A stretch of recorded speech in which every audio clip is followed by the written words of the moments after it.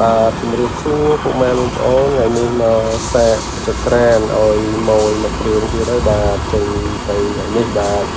មុននឹងដាក់ញ៉ាយើងសាកឲ្យទៀវឃើញភ្លើងស្អាតភ្លើងល្អភ្លើងខ្លាំងបានយើងដាក់ជូនម៉ួយបាទ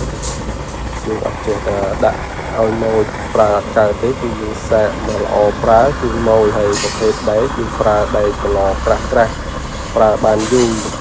ហើយភ្លើងគឺស្អាតបាទមិនខ្មៅឆ្នាំងទេហើយប្រើឆាប់ពុះភ្លើងខ្លាំងប្រើឆាប់ពុះចំណេញពេលវេលាហើយប្រភេទក្រានព្រេងយើងប្រើទៅចំណេញថវិកាតម្លៃព្រេងគឺថ្លៃបាទយើងមកប្រើហើយប្រើបាទភ្លើងដូចជាហ្នឹងបាទហើយខាងយើងមានលក់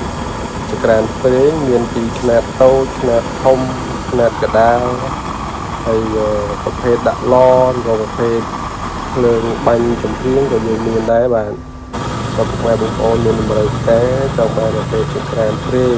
ຂ្នាតតូចក៏យើងមានហើយប្រភេទដាក់ឆ្នាំងស៊ុបប្រភេទដាក់ផ្ទះត្នោតកោស្ករត្នោតឬក៏យកទៅ